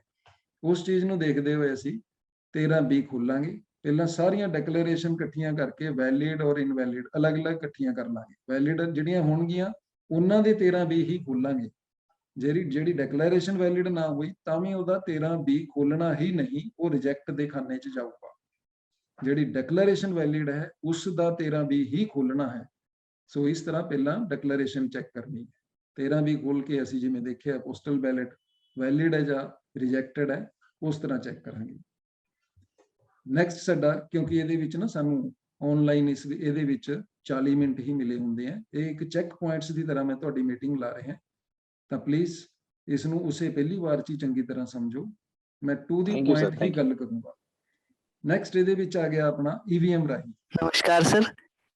सॉरी टू इंटरप्ट, एक्चुअली इसमें ना 100 पार्टिसिपेंट्स का ही लिमिट है ज्वाइन करने के लिए, तो काफी लोगों को परेशानी हो रही है सर, तो एक बार उसको देख लीजिए सर। नहीं, मेरी कोशिश यही है कि आपके आधे घंटे के सेशन के बाद न्यू सेशन लगा दूंगा, लेकिन इसमें सर एक्चुअली मेरे काफी सारे फ्रेंड्स थे, तो वो मतलब ग्रुप पे डाल रहे थे, तो इसलिए मैंने आपको इंटरप्ट किया, सॉरी सर। कोई बात नहीं, लेकिन इसमें मेरी भी मजबूरी है, इसमें नहीं आ रही, इसीलिए मैंने बिल्कुल पर्टिकुलर टाइम पे शुरू कर दिया जी। Okay sir. तो सर आगे जी EVM ਦੇ ਰਾਹੀਂ ਜਿਹੜੀ ਅਸੀਂ ਕਾਊਂਟਿੰਗ ਕਰਾਂਗੇ, ਦੇਖੋ ਰਾਉਂਡ ਵਾਈਜ਼ ਹਰ ਹਾਲ ਦੇ ਵਿੱਚ, ਹਰ ਅਸੈਂਬਲੀ ਦੇ ਵਿੱਚ 14 ਟੇਬਲ ਲੱਗੇ ਹੋਣਗੇ। ਜਿਹੜੀ ਅਸੈਂਬਲੀ ਨੂੰ 2 ਹਾਲ ਮਿਲੇ ਆ ਤਾਂ 7-7 ਟੇਬਲ ਲੱਗੇ ਹੋਣਗੇ, ਲੱਗਣਗੇ 14 ਹੀ, ਇੱਕ ਰਾਉਂਡ 14 ਟੇਬਲ ਦਾ ਹੋਊਗਾ। ਤਾਂ 14 ਦੇ 14 ਟੇਬਲ ਨੂੰ ਇੱਕ ਵਾਰ 'ਚ ਹੀ EVMs ਇਕੱਠੀਆਂ ਮਿਲਣਗੀਆਂ, ਔਰ EVMs ਦੀ ਗਿਣਤੀ ਹੋਣ ਤੋਂ ਬਾਅਦ ਇੱਕ ਸੇਮ ਟਾਈਮ ਤੇ ਹੀ ਸਾਰੀਆਂ EVMs ਬਾਹਰ ਜਾਣਗੀਆਂ ਤੇ ਨਵੀਆਂ ਆਉਣਗੀਆਂ। ਤਾਂ ਮੰਨ ਲਓ ਫਸਟ ਰਾਉਂਡ ਸ਼ੁਰੂ ਹੁੰਦਾ ਹੈ, ਤਾਂ ਆਪਾਂ ਨੂੰ ਕੀ ਚੀਜ਼ਾਂ ਦਾ ਧਿਆਨ ਰੱਖਣਾ ਹੋ, ਚੈੱਕ ਪੁਆਇੰਟਸ ਨੋਟ ਕਰ ਲਿਓ। ਚਾਹੇ ਫਸਟ ਰਾਉਂਡ ਸ਼ੁਰੂ ਹੁੰਦਾ ਹੈ ਤਾਂ ਸਭ ਤੋਂ ਪਹਿਲਾਂ ਸਾਡੇ ਕੋਲ ਜਿਹੜੀ EVM ਆਈ ਹੈ, ਮਤਲਬ ਕੰਟਰੋਲ ਯੂਨਿਟ ਸਾਡੇ ਕੋਲ ਆ ਗਿਆ ਟੇਬਲ ਤੇ, ਤਾਂ ਸਾਡੀ ਟੇਬਲ ਤੇ ਇੱਕ ਚੈੱਕ ਲਿਸਟ ਪਈ ਹੈ ਕਿ ਰਾਉਂਡ ਵਾਈਜ਼ ਕਿਹੜੇ ਰਾਉਂਡ 'ਚ ਕਿਹੜਾ ਬੂਥ ਸਾਡੇ ਕੋਲ ਆ ਰਿਹਾ ਹੈ। ਸਭ ਤੋਂ ਪਹਿਲਾਂ ਅਸੀਂ ਅਟੈਚੀ ਬੰਦ ਦਾ ਹੀ ਐਡਰੈਸ ਟੈਗ ਚੈੱਕ ਕਰਾਂਗੇ ਕੰਟਰੋਲ ਯੂਨਿਟ ਦਾ, ਕਿ ਉਹ ਸਾਡੀ ਲਿਸਟ ਦੇ ਮੁਤਾਬਕ ਸੇਮ ਬੂਥ ਦਾ ਕੰਟਰੋਲ ਯੂਨਿਟ ਸਾਡੇ ਕੋਲ ਆਇਆ ਹੈ। ਖੋਲਣ ਤੋਂ ਪਹਿਲਾਂ ਅਸੀਂ ਉਸ ਦਾ ਐਡਰੈਸ ਟੈਗ ਪਲੱਸ ਸਾਡੇ ਕੋਲ ਆ ਗਿਆ 17C farm part A। 17C farm ਜਿਹੜਾ ਹੁੰਦਾ ਹੈ ਅਕਾਊਂਟਸ ਆਫ ਵੋਟ ਰਿਕਾਰਡ, ਜਿਹੜਾ ਕਿ ਵੋਟਾਂ ਵਾਲੇ ਦਿਨ ਪ੍ਰੈਜ਼ਾਈਡਿੰਗ ਆਫੀਸਰ ਨੇ ਭਰਿਆ ਹੁੰਦਾ, ਉਹ ਤੁਹਾਡੇ ਕੋਲ ਖੁੱਲੀ ਕਾਪੀ ਆਊਗੀ ਨਾਲ, EVM ਦੇ ਨਾਲ, ਕੰਟਰੋਲ ਯੂਨਿਟ ਦੇ ਨਾਲ ਖੁੱਲੀ ਕਾਪੀ 17C ਪਾਰਟ 1। ਉਹਦੇ ਵਿੱਚ ਸਾਰੀਆਂ ਮਸ਼ੀਨਾਂ ਦਾ ਨੰਬਰ ਦਰਜ ਹੁੰਦਾ ਹੈ, ਸੀਰੀਅਲ ਨੰਬਰ। ਅਸੀਂ ਉਸ ਨੰਬਰ ਦੇ ਨਾਲ EVM ਦਾ ਨੰਬਰ ਮਿਲਾਵਾਂਗੇ, ਪਲੱਸ ਆਪਣੀ ਲਿਸਟ ਦੇ ਨਾਲ ਮਿਲਾਵਾਂਗੇ ਕਿ ਸਾਨੂੰ ਸਹੀ ਰਾਉਂਡ ਦੇ ਵਿੱਚ ਸਹੀ ਮਸ਼ੀਨ ਆਈ ਹੈ। ਔਰ ਅਸੀਂ ਬੋਲ ਕੇ ਇਹ ਚੀਜ਼ ਜਿਹੜੀਆਂ ਜਾਲੀ ਦੇ ਪਾਰ ਕਾਊਂਟਿੰਗ ਏਜੰਟਸ ਬੈਠੇ ਹੈ, ਅਸੀਂ ਉਹਨਾਂ ਨਾਲ ਵੀ ਸ਼ੇਅਰ ਕਰਾਂਗੇ, ਉਹਨਾਂ ਨੂੰ ਦੱਸਦੇ ਹੋਏ ਕਿ ਸੇਮ ਯੂਨਿਟ ਆਇਆ ਜੀ ਸਾਨੂੰ ਇਸ ਰਾਉਂਡ ਦੇ ਵਿੱਚ ਸਾਡੀ ਲਿਸਟ ਮੁਤਾਬਕ। ਤਾਂ ਅਸੀਂ ਐਡਰੈਸ ਟੈਗ ਖੋਲਦੇ ਹੋਏ ਅਸੀਂ ਕੰਟਰੋਲ ਯੂਨਿਟ ਨੂੰ ਬਾਹਰ ਕੱਢਾਂਗੇ। ਦੁਬਾਰਾ ਫਿਰ ਕੰਟਰੋਲ ਯੂਨਿਟ ਦੇ ਰਿਜ਼ਲਟ ਸੈਕਸ਼ਨ ਤੇ ਐਡਰੈਸ ਟੈਗ ਲੱਗਿਆ ਹੋਇਆ, ਉਸ ਨੂੰ ਵੀ ਚੈੱਕ ਕਰਾਂਗੇ, ਉਸ ਦਾ ਸੀਰੀਅਲ ਨੰਬਰ ਚੈੱਕ ਕਰਾਂਗੇ, ਬੂਥ ਦੇਖਾਂਗੇ ਸੇਮ ਹੈ ਤਾਂ ਇਹ ਗ੍ਰੀਨ ਸੀਲ ਲੱਗੀ ਹੋਈ ਹੈ। ਉਸ ਤੋਂ ਬਾਅਦ ਰਿਜ਼ਲਟ ਸੈਕਸ਼ਨ ਤੇ ਜਿਹੜੀ ਗ੍ਰੀਨ ਸੀਲ ਲੱਗੀ ਹੈ ਉਸ ਦਾ ਸੀਰੀਅਲ ਨੰਬਰ ਅਸੀਂ ਮਿਲਾਵਾਂਗੇ 17C ਪਾਰਟ 1 ਦੇ ਨਾਲ। ਉਹ ਮਿਲਾਉਂਦੇ ਹੋਏ ਜੇ ਕਿਸੇ ਪੋਲਿੰਗ ਜਿਹੜਾ ਕਾਊਂਟਿੰਗ ਏਜੰਟ ਆਇਆ ਹੋਇਆ ਹੈ ਤਾਂ ਹੋ ਸਕਦਾ ਉਹ ਪੋਲਿੰਗ ਵਾਲੇ ਦਿਨ ਵੀ ਉਹ ਬੈਠਾ ਹੋਵੇ ਤਾਂ ਉਹਨੇ ਵੀ ਨੰਬਰ ਲਿਖਿਆ ਹੋਵੇ, ਜੇ ਉਹ ਕਹੇ ਤਾਂ ਗ੍ਰੀਨ ਸੀਲ ਦਾ ਨੰਬਰ ਬੋਲ ਕੇ ਉਸ ਨਾਲ ਵੀ ਮਿਲਾ ਦਿਓ। ਕਨਫਰਮੇਸ਼ਨ ਤੋਂ ਬਾਅਦ ਸਭ ਤੋਂ ਪਹਿਲਾਂ ਅਸੀਂ ਗ੍ਰੀਨ ਸੀਲ ਨੂੰ ਕੱਟਣਾ ਹੈ, ਇੱਕ ਸਾਈਡ ਤੋਂ ਕੱਟ ਦਿਓ ਤਾਂ ਕਿ ਰਿਜ਼ਲਟ ਸੈਕਸ਼ਨ ਦਾ ਵੱਡਾ ਢੱਕਣ ਖੁੱਲ ਸਕੇ। ਸੀਲ ਨੂੰ ਇਸ ਤਰ੍ਹਾਂ ਨਹੀਂ ਕੱਟਣਾ ਕਿ ਉਹ ਸੀਲ ਹੀ ਅਲੱਗ ਹੋ ਜਾਵੇ, ਅਸੀਂ ਇੱਕ ਸਾਈਡ ਹੀ ਕੱਟਾਂਗੇ, ਅੰਦਰ ਉਹ ਪਈ ਰਹੂਗੀ ਸੀਲ। ਇਸ ਦੇ ਨਾਲ ਹੀ ਅਸੀਂ ਐਡਰੈਸ ਟੈਗ ਕੱਟਦੇ ਹੋਏ, ਧਾਗਾ ਕੱਟਦੇ ਹੋਏ ਵੱਡਾ ਢੱਕਣ ਖੋਲਾਂਗੇ। ਉਸ ਤੋਂ ਬਾਅਦ ਅੰਦਰ ਰਿਜ਼ਲਟ ਸੈਕਸ਼ਨ ਤੇ ਛੋਟਾ ਢੱਕਣ ਲੱਗਿਆ ਹੋਇਆ ਹੈ ਕਲੋਜ਼ ਵਾਲੇ ਬਟਨ ਦੇ ਨਾਲ, ਤਾਂ ਅਸੀਂ ਉਸ ਨੂੰ ਨਹੀਂ ਛੇੜਨਾ। ਅਸੀਂ ਸਿਰਫ ਅੰਦਰ ਹੁਣ 2 ਬਟਨ ਦਿਖ ਰਹੇ ਨੇ, ਉੱਪਰ ਹਰਾ ਬਟਨ ਹੈ, ਨੀਚੇ ਲਾਲ ਬਟਨ ਹੈ। ਉੱਪਰ ਹਰਾ ਬਟਨ ਹੈ ਜਿਹੜਾ ਰਿਜ਼ਲਟ ਵਾਲਾ ਬਟਨ ਹੈ, ਅਸੀਂ ਸਿਰਫ ਉਸ ਨੂੰ ਪੁਸ਼ ਕਰਨਾ ਹੈ। ਲੇਕਿਨ ਉਸ ਤੋਂ ਪਹਿਲਾਂ ਯਾਦ ਰਹੇ, ਅਸੀਂ ਐਡਰੈਸ ਟੈਗ ਜਦੋਂ ਦੇਖਿਆ ਸੀ, ਕਨਫਰਮੇਸ਼ਨ ਜਦੋਂ ਦੇਖੀ ਸੀ ਕਿ ਸਾਡਾ ਸੀਯੂ ਸਹੀ ਹੈ, ਉਸ ਤੋਂ ਬਾਅਦ ਔਨ ਕਰਨਾ ਹੈ। ਕੰਟਰੋਲ ਯੂਨਿਟ ਨੂੰ ਸੀਰੀਅਲ ਨੰਬਰ ਮੇਲ ਕਰਦੇ ਹੋਏ ਔਨ ਕਰਨਾ ਹੈ। ਔਨ ਕਰਕੇ ਉਹਦਾ ਆਪਣਾ ਪ੍ਰੋਸੈਸ ਚੱਲੂਗਾ। ਉਸ ਦੇ ਨਾਲ ਤੁਸੀਂ ਗ੍ਰੀਨ ਸੀਲ ਨੂੰ ਕਨਫਰਮ ਕਰਦੇ ਹੋਏ, ਗ੍ਰੀਨ ਸੀਲ ਨੂੰ ਤੁਹਾਨੂੰ ਨਾਈਫ ਮਿਲਿਆ ਹੋ ਉਹਦੇ ਨਾਲ ਕੱਟ ਦਿਓ। ਵੱਡਾ ਰਿਜ਼ਲਟ ਸੈਕਸ਼ਨ, ਉਸ ਦੇ ਐਡਰੈਸ ਟੈਗ ਕੱਟ ਦਿਓ, ਢੱਕਣ ਖੋਲ ਲਿਓ। ਉਸ ਤੋਂ ਇੰਨੇ ਚਿਰ ਦੇ ਵਿੱਚ ਕੰਟਰੋਲ ਯੂਨਿਟ ਦਾ ਜਿਹੜਾ ਇੱਕ ਆਪਣਾ ਸੈਲਫ ਚੈਕਿੰਗ ਦਾ ਪ੍ਰੋਸੈਸ ਹੈ ਉਹ ਪੂਰਾ ਹੋ ਜਾਊਗਾ। ਫਿਰ ਤੁਸੀਂ ਰਿਜ਼ਲਟ ਵਾਲਾ ਬਟਨ, ਮਤਲਬ ਗ੍ਰੀਨ ਵਾਲੇ ਬਟਨ 'ਚ ਉਂਗਲੀ ਪਾ ਕੇ ਪੁਸ਼ ਕਰਨਾ ਹੈ। ਪੈਨਿਕ ਨਾ ਹੋਈਓ ਜੇ ਪਹਿਲੀ ਵਾਰ 'ਚ ਲੱਗਦਾ ਹੈ ਕਿ ਰਿਜ਼ਲਟ ਨਹੀਂ ਸ਼ੋ ਹੋ ਰਿਹਾ, ਤੁਸੀਂ ਉਸ ਨੂੰ ਚੰਗੀ ਤਰ੍ਹਾਂ ਦੁਬਾਰਾ ਪੁਸ਼ ਕਰਨਾ ਹੈ, ਕਿਉਂਕਿ ਗ੍ਰੀਨ ਸੀਲ ਪਈ ਹੋਈ ਹੈ, ਉਹਨੂੰ ਬਟਨ ਨੂੰ ਪੁਸ਼ ਕਰਨ ਦੇ ਲਈ ਥੋੜਾ ਜ਼ੋਰ ਲੱਗ ਸਕਦਾ ਹੈ। ਗ੍ਰੀਨ ਸੀਲ ਨੂੰ ਦਬਾਉਂਦੇ ਹੋਏ ਚਾਹੇ ਉਹ ਫਟ ਜੇ ਕੋਈ ਪ੍ਰੋਬਲਮ ਨਹੀਂ, ਲੇਕਿਨ ਉੱਪਰ ਵਾਲਾ ਹਰਾ ਬਟਨ ਹੀ ਦਬਣਾ ਹੈ। ਔਰ ਜਦੋਂ ਰਿਜ਼ਲਟ ਸ਼ੁਰੂ ਹੋ ਗਿਆ, ਹੁਣ ਤੁਹਾਡੀ ਟੇਬਲ ਤੇ ਜਿਹੜੇ ਕਾਊਂਟਿੰਗ ਸੁਪਰਵਾਈਜ਼ਰ ਸਾਹਿਬਾਨ ਨੇ, ਕਾਊਂਟਿੰਗ ਅਸਿਸਟੈਂਟ ਨੇ ਤੇ ਮਾਈਕਰੋ ਆਬਜ਼ਰਵਰ ਨੇ, 3 ਜਣੇ ਹੈ। ਤਾਂ ਇਹ ਸਾਰਾ ਕੰਮ ਕੌਣ ਕਰ ਰਿਹਾ ਹੈ? ਕਾਊਂਟਿੰਗ ਸੁਪਰਵਾਈਜ਼ਰ ਸਾਹਿਬਾਨ। ਜਦੋਂ ਮਸ਼ੀਨ ਨੇ ਰਿਜ਼ਲਟ ਦੱਸਣਾ ਸ਼ੁਰੂ ਕਰਤਾ ਤਾਂ ਅਸੀਂ ਮਸ਼ੀਨ ਨੂੰ 45 ਡਿਗਰੀ ਤੇ ਏਜੰਟਸ ਦੇ ਵੱਲ, ਕਾਊਂਟਿੰਗ ਏਜੰਟਸ ਵੱਲ ਘੁਮਾਉਂਦੇ ਹੋਏ, ਨਾਲ ਹੀ ਕਾਊਂਟਿੰਗ ਸੁਪਰਵਾਈਜ਼ਰ ਸਾਹਿਬ ਨੇ ਬੋਲ ਕੇ ਹਰ ਨੰਬਰ ਦਾ ਰਿਜ਼ਲਟ ਦੱਸਣਾ ਹੈ। ਮਸ਼ੀਨ ਨੇ ਸੀਰੀਅਲ ਵਾਈਜ਼ ਰਿਜ਼ਲਟ ਦੇਣਾ ਹੈ। Serial number 1 something board, serial number 2 something board. ਅਸੀਂ ਬੋਲਣਾ ਹੈ ਨਾਲ ਨਾਲ, ਜਿਹੜੇ ਕਾਊਂਟਿੰਗ ਸੁਪਰਵਾਈਜ਼ਰ ਸਾਹਿਬ ਨੇ ਉਹ ਸੀਰੀਅਲ ਨੰਬਰ ਰਿਜ਼ਲਟ ਬੋਲਣਗੇ ਤੇ ਇੰਨੀ ਕੁ ਆਵਾਜ਼ ਦੇ ਨਾਲ ਬੋਲਣਾ ਕਿ ਬਾਹਰ ਏਜੰਟਾਂ ਨੂੰ ਆਰਾਮ ਨਾਲ ਸੁਣੇ। ਤੇ ਨਾਲ ਜਿਹੜੇ ਕਾਊਂਟਿੰਗ ਅਸਿਸਟੈਂਟ ਹੈ, ਉਹਨਾਂ ਦੇ ਕੋਲ ਸ਼ੀਟ ਮਿਲੀ ਹੋਈ ਹੈ, ਰਾਉਂਡ ਵਾਈਜ਼ ਸ਼ੀਟ ਮਿਲੂਗੀ, ਜਿੱਤੇ ਸਾਰੇ ਕੈਂਡੀਡੇਟ ਉਸੇ ਤਰ੍ਹਾਂ ਲਿਖੇ ਹੋਏ ਨੇ ਜਿਵੇਂ ਬੈਲਟ ਪੇਪਰ ਤੇ ਛਪੇ ਹੋਏ ਨੇ। ਉਸੇ ਤਰ੍ਹਾਂ ਮਸ਼ੀਨ ਨੇ ਰਿਜ਼ਲਟ ਦੇਣਾ ਹੈ। ਕਾਊਂਟਿੰਗ ਸੁਪਰਡੈਂਟ ਸਾਹਿਬ ਬੋਲਣਗੇ, ਕਾਊਂਟਿੰਗ ਅਸਿਸਟੈਂਟ ਸਾਹਿਬ ਲਿਖਣਗੇ। ਉਹਨਾਂ ਨੇ ਸੀਰੀਅਲ ਵਾਈਜ਼ ਸਾਰਿਆਂ ਦੀਆਂ ਵੋਟਾਂ ਉਸੇ ਤਰ੍ਹਾਂ ਲਿਖਣੀਆਂ ਨੇ। ਕੋਸ਼ਿਸ਼ ਕਰਿਓ ਪਹਿਲਾਂ ਰਫ ਲਿਖ ਲਿਓ, ਰਫ ਕਾਗਜ਼ ਤੇ ਲਿਖ ਲਿਓ। ਜਿੰਨੇ ਵੀ ਤੁਹਾਡੇ ਕੈਂਡੀਡੇਟ ਨੇ ਤੁਹਾਡੇ ਹਲਕੇ ਦੇ ਵਿੱਚ, ਇਨਕਲੂਡਿੰਗ ਨੋਟਾ ਆਲਸੋ, ਤਾਂ ਸਾਰਿਆਂ ਦਾ ਰਿਜ਼ਲਟ ਪਹਿਲਾਂ ਰਫ ਤੇ ਲਿਖ ਲਿਓ। ਔਰ ਨਾਲ ਹੀ ਜਿਹੜੇ ਮਾਈਕਰੋ ਆਬਜ਼ਰਵਰ ਸਾਹਿਬਾਨ ਬੈਠੇ ਨੇ, ਉਹਨਾਂ ਨੂੰ ਵੀ ਬੇਨਤੀ ਹੈ ਕਿ ਤੁਸੀਂ ਵੀ ਜਿਵੇਂ ਜਿਵੇਂ ਕਾਊਂਟਿੰਗ ਸੁਪਰਵਾਈਜ਼ਰ ਸਾਹਿਬਾਨ ਬੋਲਦੇ ਨੇ, ਤਾਂ ਤੁਸੀਂ ਵੀ ਆਪਣੀ ਐਂਟਰੀ ਉਸੇ ਤਰ੍ਹਾਂ ਨੋਟ ਕਰਨੀ ਹੈ। ਜਦੋਂ ਸਾਰਾ ਰਿਜ਼ਲਟ ਮਸ਼ੀਨ ਚੋਂ ਦੇਖ ਕੇ ਲਾਸਟ ਨੋਟਾ ਤੱਕ ਬੋਲਤਾ, ਤਾਂ ਇੱਕ ਵਾਰੀ ਆਰਾਮ ਨਾਲ ਮਸ਼ੀਨ ਰੱਖਦੇ ਹੋਏ ਤੁਸੀਂ ਕਾਊਂਟਿੰਗ ਸੁਪਰਵਾਈਜ਼ਰ ਸਾਹਿਬਾਨ ਨੇ ਬੇਨਤੀ ਕਰਨੀ ਹੈ ਕਾਊਂਟਿੰਗ ਏਜੰਟਸ ਨੂੰ ਕਿ ਮੈਂ ਇੱਕ ਵਾਰੀ ਦੁਬਾਰਾ ਇਸ ਕਾਗਜ਼ ਚੋਂ ਰਿਜ਼ਲਟ ਬੋਲਦਾ ਜੀ, ਟੈਲੀ ਕਰ ਲਓ। ਤੁਸੀਂ ਦੁਬਾਰਾ ਬੋਲਣਾ ਹੈ, ਕਾਊਂਟਿੰਗ ਅਸਿਸਟੈਂਟ ਸਾਹਿਬ ਨੇ ਟੈਲੀ ਕਰਨਾ ਹੈ, ਉਸੇ ਕਾਗਜ਼ 'ਚ ਹੀ ਬੋਲਣਾ। ਦੁਬਾਰਾ ਮਸ਼ੀਨ ਦਾ ਰਿਜ਼ਲਟ ਬਟਨ ਪਹਿਲੀ ਵਾਰ ਦੁਬਾਰਾ ਨਹੀਂ ਦਬਣਾ। ਤੁਸੀਂ ਬੋਲੋਗੇ ਹੁਣ ਜਿਹੜਾ ਕਾਗਜ਼ ਤੇ ਰਿਜ਼ਲਟ ਲਿਖਿਆ ਹੈ। ਹੁਣ 3 ਜਿਹੜੀਆਂ ਰਿਜ਼ਲਟ ਸ਼ੀਟਸ ਨੇ ਆਪਸ 'ਚ ਟੈਲੀ ਕਰਨੀਆਂ ਚਾਹੀਦੀਆਂ ਨੇ। ਬਾਹਰ ਕਾਊਂਟਿੰਗ ਏਜੰਟਸ ਕੋਲ ਲਿਖੀ ਹੋਈ, ਅੰਦਰ ਕਾਊਂਟਿੰਗ ਅਸਿਸਟੈਂਟ ਨੇ ਜਿਹੜੀ ਬਣਾ ਲਈ, ਔਰ ਅੰਦਰ ਟੇਬਲ ਤੇ ਹੀ ਮਾਈਕਰੋ ਆਬਜ਼ਰਵਰ ਨੇ ਜਿਹੜੀ ਬਣਾ ਲਈ। ਤਿੰਨੇ ਸ਼ੀਟਸ ਦੀਆਂ ਜਿਹੜੀਆਂ ਐਂਟਰੀਆਂ ਉਹ ਟੈਲੀ ਕਰਨੀਆਂ ਚਾਹੀਦੀਆਂ ਨੇ। ਉਸ ਤੋਂ ਬਾਅਦ ਆਪਣੀ ਫਾਈਨਲ ਸ਼ੀਟ ਤਿਆਰ ਕਰੋ ਜੀ। ਫਾਈਨਲ ਸ਼ੀਟ ਤਿਆਰ ਕਰੋਗੇ, ਉਸ ਤੇ ਨੀਚੇ ਸਾਈਨ ਹੋਣਗੇ ਕਾਊਂਟਿੰਗ ਸੁਪਰਵਾਈਜ਼ਰ ਸਾਹਿਬਾਨ ਦੇ। ਮਾਈਕਰੋ ਆਬਜ਼ਰਵਰ ਵਾਲੀ ਸ਼ੀਟ ਤੇ ਸਾਈਨ ਹੋਣਗੇ ਮਾਈਕਰੋ ਆਬਜ਼ਰਵਰ ਸਾਹਿਬਾਨ ਦੇ। ਉਸ ਤੋਂ ਬਾਅਦ ਕਾਊਂਟਿੰਗ ਆਬਜ਼ਰਵਰ ਵਾਲੀ ਜਿਹੜੀ ਸ਼ੀਟ ਹੈ ਉਹ ਆਰਓ ਸਾਹਿਬ ਕੋਲੇ ਕਲੈਕਟ ਹੋ ਜੂਗੀ। ਮਾਈਕਰੋ ਆਬਜ਼ਰਵਰ ਵਾਲੀ ਸ਼ੀਟ ਹੈ ਜਿਹੜੀ, ਉਹ ਸਾਡੇ ਮਾਣਯੋਗ ਕਾਊਂਟਿੰਗ ਆਬਜ਼ਰਵਰ ਜਿਹੜੇ ਆਏ ਹੋਏ ਨੇ, ਇਹ ਉਹਨਾਂ ਦੀ ਟੇਬਲ ਤੇ ਪਹੁੰਚ ਜੂਗੀ।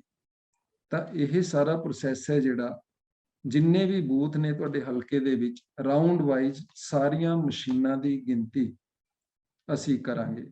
ਧਿਆਨ ਕੀ ਰੱਖਣਾ ਹੈ? ਸਭ ਤੋਂ ਪਹਿਲਾਂ ਐਡਰੈਸ ਟੈਗ ਦਾ ਧਿਆਨ ਰੱਖਣਾ ਹੈ। ਐਡਰੈਸ ਟੈਗ ਕਲੀਅਰ ਕਰਦੇ ਹੋਏ 17C ਨਾਲ ਮਿਲਾਉਂਦੇ ਹੋਏ ਫਿਰ ਮਸ਼ੀਨ ਔਨ ਕਰਨੀ ਹੈ। ਔਨ ਕਰ ਦਾਂਗੇ। ਅਸੀਂ ਸਾਈਡ ਦਾ ਐਡਰੈਸ ਟੈਗ ਕੱਟਦੇ ਹੋਏ ਵੱਡਾ ਢੱਕਣ ਖੋਲਣਾ ਹੈ। ਉਸ ਤੋਂ ਪਹਿਲਾਂ ਗ੍ਰੀਨ ਸੀਲ ਦਾ ਸੀਰੀਅਲ ਨੰਬਰ ਮਿਲਾਉਂਦੇ ਹੋਏ 17C ਨਾਲ ਕਨਫਰਮ ਕਰਨਾ ਹੈ।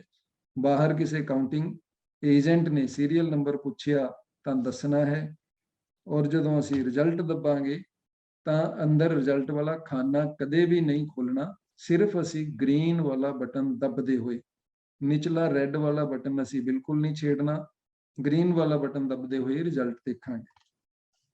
ਪਹਿਲੀ ਵਾਰ ਹੀ ਪ੍ਰੋਸੈਸ ਇੰਨਾ ਸਾਫ਼ ਸੁਥਰਾ ਕਰ ਲਿਓ ਕਿ ਦੁਬਾਰਾ ਰਿਜ਼ਲਟ ਦਾ ਬਟਨ ਨਾ ਦੱਬਣਾ ਪਵੇ। ਫਿਰ ਵੀ ਇਨ ਕੇਸ ਇੱਕ ਵਾਰੀ ਤੁਸੀਂ ਰਿਜ਼ਲਟ ਦੱਸਤਾ, ਇਨ ਕੇਸ ਕੋਈ ਵਧੀਆ ਪਾਰਟੀ, ਮੇਜਰ ਪਾਰਟੀ ਦਾ ਕਾਊਂਟਿੰਗ ਏਜੰਟ ਇਤਰਾਜ਼ ਕਰਦਾ ਹੈ ਕਿ ਸਰ ਸਾਨੂੰ ਸਾਡਾ ਰਿਜ਼ਲਟ ਪਤਾ ਨਹੀਂ ਲੱਗਿਆ, ਪਲੀਜ਼ ਦੁਬਾਰਾ ਦੱਬ ਦਿਓ, ਤਾਂ ਰਿਜ਼ਲਟ ਵਾਲਾ ਬਟਨ ਦੁਬਾਰਾ ਦੱਬ ਸਕਦੇ ਹੋ। ਉਸ ਬਹਿਸ 'ਚ ਨਹੀਂ ਪੈਣਾ ਕਿ ਪਹਿਲਾਂ ਨਹੀਂ ਸੁਣਿਆ ਜਾਂ ਪਹਿਲਾਂ ਮੈਂ ਬੋਲਿਆ ਸੀ। ਤੁਸੀਂ ਰਿਜ਼ਲਟ ਵਾਲਾ ਬਟਨ ਦੁਬਾਰਾ ਦੱਬ ਸਕਦੇ ਹੋ। ਪਰ ਜੇਕਰ ਅਸੀਂ ਆਪਣਾ ਕੰਮ ਇੰਨੀ ਸਾਵਧਾਨੀ ਨਾਲ ਕਰਾਂਗੇ ਕਿ ਪਹਿਲਾਂ ਹੀ ਬੜੀ ਧਿਆਨ ਦੇ ਨਾਲ ਮਸ਼ੀਨ ਦਾ ਮੂੰਹ ਏਜੰਟਸ ਵੱਲ ਕਰਦੇ ਹੋਏ 45 ਡਿਗਰੀ ਤੇ ਉਹਨਾਂ ਨੂੰ ਬਿਲਕੁਲ ਐਂਟਰੀ ਦਿਖਾਉਂਦੇ ਹੋਏ ਬੋਲ ਕੇ ਦੱਸਾਂਗੇ, ਤਾਂ ਇਹ ਪੋਜੀਸ਼ਨ ਨਹੀਂ ਆਉਂਦੀ ਕਿ ਸਾਨੂੰ ਰਿਜ਼ਲਟ ਦਾ ਬਟਨ ਦੁਬਾਰਾ ਦੱਬਣਾ ਪਵੇ।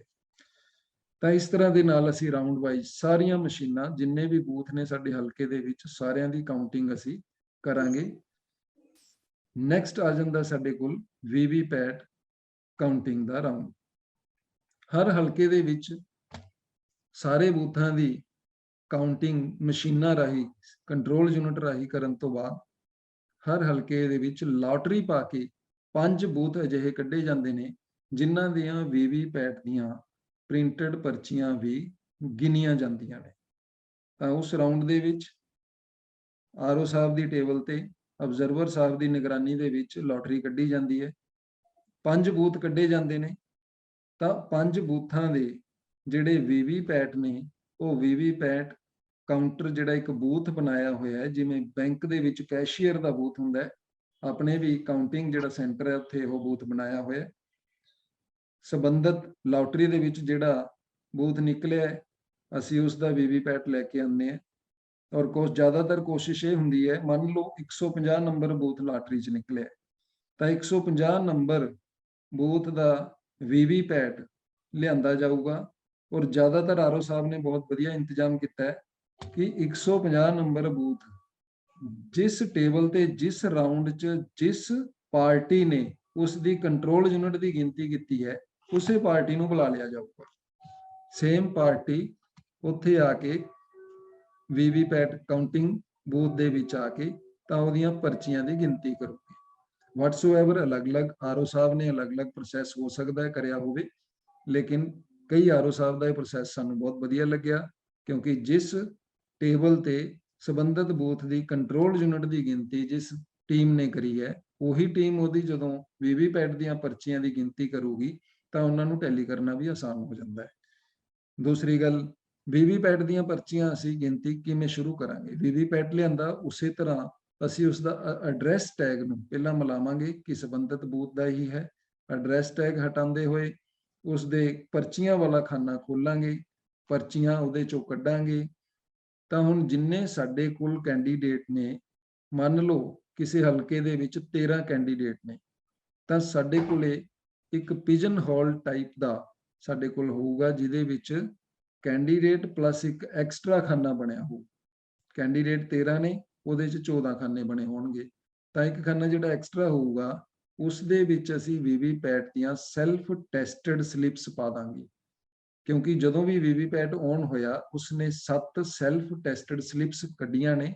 ਅਸੀਂ ਉਹ 7 ਸਲਿੱਪਾਂ ਨੂੰ ਅਲੱਗ ਕਰਦੇ ਹੋਏ ਖਾਨੇ 'ਚ, ਬਾਕੀ ਦੇ ਖਾਨਿਆਂ ਦੇ ਵਿੱਚ ਸੰਬੰਧਿਤ ਉਹਨਾਂ ਦੇ ਕੈਂਡੀਡੇਟਸ ਦੀਆਂ ਵੋਟਾਂ, ਉਸੇ ਤਰ੍ਹਾਂ ਸਲਿੱਪਸ ਅਲੱਗ-ਅਲੱਗ ਫਟਾਫਟ ਕਰਾਂਗੇ। ਪੂਰੀ ਟੀਮ ਦਾ ਕੰਮ ਹੋਏਗਾ। ਸਾਰੀਆਂ ਸਲਿੱਪਸ ਪਹਿਲਾਂ ਅਸੀਂ ਅਲੱਗ ਕਰ ਲਾਂਗੇ। ਮੰਨ ਲਓ 13 ਕੈਂਡੀਡੇਟ ਨੇ, ਤਾਂ 13 ਖਾਨਿਆਂ ਦੇ ਵਿੱਚ ਉਹਨਾਂ ਦੀਆਂ ਸਲਿੱਪਸ ਇਕੱਠੀਆਂ ਕਰਾਂਗੇ। ਬਾਅਦ ਦੇ ਵਿੱਚ ਉਹਦੀ ਕੱਲੇ-ਕੱਲੇ ਖਾਨੇ ਦੀਆਂ ਸਲਿੱਪਸ ਨੇ ਜਿਹੜੀਆਂ, ਉਹਦੀ ਗਿਣਤੀ ਕਰਾਂਗੇ। 50-50 ਦੇ ਬੰਡਲ ਬਣਾ ਕੇ ਰੱਖੀ ਜਾਵਾਂਗੇ ਔਰ ਲਾਸਟ ਦੇ ਵਿੱਚ ਟੋਟਲ ਗਿਣਤੀ ਕਰਾਂਗੇ ਕਿਸ ਕੈਂਡੀਡੇਟ ਨੂੰ ਕਿੰਨੀਆਂ ਵੋਟਾਂ ਪਈਆਂ। ਮੰਨ ਲਓ ਕੰਟਰੋਲ ਯੂਨਿਟ ਦੇ ਵਿੱਚ ਟੋਟਲ ਵੋਟ ਦੀ ਗਿਣਤੀ 950 ਆਈ ਸੀ, ਔਰ ਜਦੋਂ ਅਸੀਂ ਸੇਮ ਬੂਥ ਦੀ ਜਿਹੜੀਆਂ ਪਰਚੀਆਂ ਦੀ ਗਿਣਤੀ ਕੀਤੀ ਹੈ ਤਾਂ ਉਹ 949 ਨਿਕਲੀਆਂ ਨੇ। ਤਾਂ ਪੈਨਿਕ ਹੋਣ ਦੀ ਲੋੜ ਨਹੀਂ, ਤਾਂ ਅਸੀਂ ਵੀਵੀਪੈਟ ਦੀਆਂ ਪਰਚੀਆਂ ਨੂੰ ਇੱਕ ਵਾਰੀ ਫੇਰ ਗਿਣਾਂਗੇ। ਕਿਉਂਕਿ ਮਸ਼ੀਨ ਝੂਠ ਨਹੀਂ ਬੋਲਦੀ, ਕਿਸੇ ਵੇਲੇ ਪਰਚੀਆਂ ਦੋ ਇਕੱਠੀਆਂ ਲੰਘ ਜਾਂਦੀਆਂ ਨੇ, ਤਾਂ ਮਸ਼ੀਨ ਦੀਆਂ ਪਰਚੀਆਂ ਦੁਬਾਰਾ ਗਿਣਾਂਗੇ। ਹੁਣ ਕੀ ਹੋਊਗਾ, ਦੂਸਰੀ ਵਾਰ ਗਿਣਨ ਤੇ ਜਾਂ ਤਾਂ ਮਸ਼ੀਨ ਦੀਆਂ ਪਰਚੀਆਂ ਜਿਹੜੀਆਂ ਵੋਟਰ ਸਲਿੱਪਸ ਨੇ 950 ਪੂਰੀਆਂ ਹੋ ਜਾਣਗੀਆਂ ਜਾਂ 949 ਹੀ ਰਹਿਣਗੀਆਂ। ਇਸ ਸਥਿਤੀ ਦੇ ਵਿੱਚ ਜੇਕਰ 950 ਹੋ ਜਾਂਦੀਆਂ ਔਰ ਕੰਟਰੋਲ ਯੂਨਿਟ ਨਾਲ ਮੇਲ ਖਾ ਜਾਂਦਾ ਦੈਨ ਇਟਸ ਓਕੇ। ਲੇਕਿਨ ਜੇ ਦੂਸਰੀ ਵਾਰ ਵੀ ਗਿਣਤੀ ਦੇ ਵਿੱਚ 949 ਹੀ ਨਿਕਲਦੀਆਂ ਨੇ ਔਰ ਕੰਟਰੋਲ ਯੂਨਿਟ ਰਾਹੀਂ 950 ਆਈਆਂ ਸੀ, ਤਾਂ ਅਸੀਂ ਵੀਵੀਪੈਟ ਦਾ ਰਿਜ਼ਲਟ ਹੀ ਵੈਲਿਡ ਮੰਨਾਂਗੇ, ਕੰਟਰੋਲ ਯੂਨਿਟ ਦੇ ਰਿਜ਼ਲਟ ਨੂੰ ਠੀਕ ਕਰ ਦਿਆਂਗੇ। ਇਹ ਗੱਲ ਮੈਂ ਦੁਬਾਰਾ ਕਹਿ ਰਿਹਾ, ਵੀਵੀਪੈਟ ਦੀਆਂ ਪਰਚੀਆਂ ਜਿੰਨੀਆਂ ਨਿਕਲਣਗੀਆਂ, ਜੇ ਉਹ ਕੰਟਰੋਲ ਯੂਨਿਟ ਦੇ ਰਿਜ਼ਲਟ ਨਾਲ ਮੇਲ ਨਹੀਂ ਖਾਂਦੀਆਂ ਤਾਂ ਅਸੀਂ ਉਸ ਨੂੰ ਦੁਬਾਰਾ ਗਿਣਾਂਗੇ। ਦੁਬਾਰਾ ਵੀ ਜੇਕਰ ਮੇਲ ਨਹੀਂ ਖਾਂਦੀਆਂ ਤਾਂ ਅਸੀਂ ਵੀਵੀਪੈਟ ਦੀਆਂ ਪਰਚੀਆਂ ਦਾ ਰਿਜ਼ਲਟ ਹੀ ਵੈਲਿਡ ਮੰਨਾਂਗੇ, ਉਸ ਦੀ ਸ਼ੀਟ ਨੂੰ ਠੀਕ ਕਰ ਦਾਂਗੇ ਕਾਊਂਟ, ਜੋ ਵੀ ਪਹਿਲਾਂ ਸ਼ੀਟ ਅਸੀਂ ਸੇਮ ਕੰਟਰੋਲ ਯੂਨਿਟ ਰਾਹੀਂ ਬਣਾਈ ਹੈ। ਤਾਂ ਅਸੀਂ ਇਸ ਤਰ੍ਹਾਂ ਦੇ ਨਾਲ ਵੀਵੀਪੈਟ ਦੀਆਂ ਪਰਚੀਆਂ ਦਾ ਰਿਜ਼ਲਟ ਫਿਰ ਉਸੇ ਤਰ੍ਹਾਂ ਕਾਊਂਟਿੰਗ ਸੁਪਰਵਾਈਜ਼ਰ ਸਾਹਿਬ ਨੇ ਨੋਟ ਕਰਨਾ ਹੈ। मेरी आवाज आ रही है? हाँ जी सर, प्रॉपर आ रही है। हाँ जी सर, आ रही है। ओके, क्योंकि बीच एक मैसेज आ रहा सी, शायद टाइम शॉर्ट दा ना होवे, कोई बात नहीं। तो इस तरीके दे नाल असीं वीवीपैट दीयां पर्चियां दा राउंड है जिहड़ा कंप्लीट करांगे। और मन लो वीवीपैट किसी बूथ दे विच 2 लगे सी, तां दोने वीवीपैट आणगे, लेकिन दोने इकट्ठे नहीं खोलने, एक टाइम दे विच एक वीवीपैट ही खोलना है, चाहे वो एक ही बूथ दे क्यों ना हो। पहला एक वीवीपैट दीयां पर्चियां दी असीं गिनती कर दांगे, फिर दूसरा वीवीपैट खोलांगे, क्योंकि वीवीपैट एक दो स्थितियां दे विच, मान लो लॉटरी दे विच तां 5 बूथ निकले ने, यह 5 बूथ लॉटरी वाले बूथां तो इलावा भी एक दो स्थिति दे विच वीवीपैट दीयां पर्चियां दी गिनती हो सकती है। मान लो किसी बूथ दे विच वोटां वाले दिन वीवीपैट बदलना पिया कुछ वोटां तो बाद, मान लो की होया किसी ने वोट पाई, पर्ची छपी पर कट के नहीं गिरी, तो उत्थे वीवीपैट बदलना पिया, तो नवा वीवीपैट मतलब 2 वीवीपैट यूज हो गए उस बूथ च, और जे 2 वीवीपैट लग गए तो उन्हां दी पर्चियां दी गिनती होगी। तो उस स्थिति दे विच भी कल्ला कल्ला वीवीपैट आऊगा, उसकी पर्चियां दी गिनती कल्ले कल्ले दी करनी है। और जे किते किते भी टेस्ट वोट पई होवे अंडर रूल 56D, किते टेस्ट वोट पई होवे तां भी उत्थे वीवीपैट दीयां पर्चियां दी गिनती हुंदी है। तां जदों असीं रिजल्ट बनावांगे, मोस्ट जिहड़े हलकियां दे विच फार्म सेम ही है मोस्टली, तां काउंटिंग सुपरवाइजर साहब ध्यान रखण कि असीं रिजल्ट शीट तैयार करदे होए पहला खाना सीरीयल नंबर है, दूसरा खाना कैंडीडेट का नाम है, तीसरा खाना जिहड़ा हैगा जिन्नियां वोटां ईवीएम दे विच शो हो रही ने वो खाना है, और अगला खाना जिहड़ा हैगा वो माइनस करनी है भी जे कोई टेस्ट वोट पई है, ईवीएम्स दीयां वोटां दे विचों माइनस करनी है जे कोई टेस्ट वोट पई है। 99.9% किते टेस्ट वोट नहीं पई, इसलिए उस खाने च नील लिखते हुए वो तो अगले खाने दे विच फाइनल वोट्स लिखनी है। फाइनल वोट्स उन्नियां ही होणगियां जिन्नियां मशीन दे विच शो हो रही ने।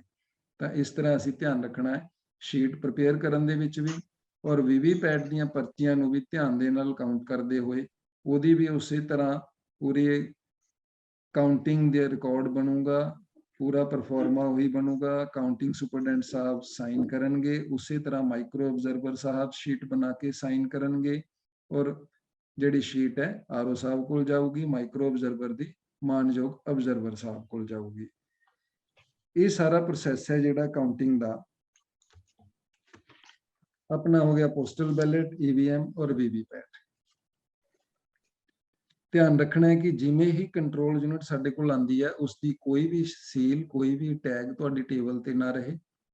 जो जदों उसका रिजल्ट देख लिया तो सेम उसका एड्रैस टैग ते सील समेत उसनूं उसके केस दे विच पा के मशीन नूं पहलां ऑफ करना है, फिर केस दे विच पा के वापस भेजनी है। तो इस प्रोसैस दे विच हुण मैनूं प्लीज़ कोई भी पॉइंट ना समझ आया होवे ਤਾਂ ਤੁਸੀਂ ਪੁੱਛ ਸਕਦੇ ਹੋ। You are most welcome, please. Sir 13 ਇਹਦੇ ਵਿੱਚ ਜੇਕਰ ਟੈਸਟ ਦਾ ਹੋਇਆ ਪਰ ਡੈਜਿਗਨੇਸ਼ਨ ਆਪਣਾ ਲਿਖਿਆ ਨਹੀਂ, ਫਿਰ ਸਰ ਵੈਲਿਡ ਆ ਉਹ?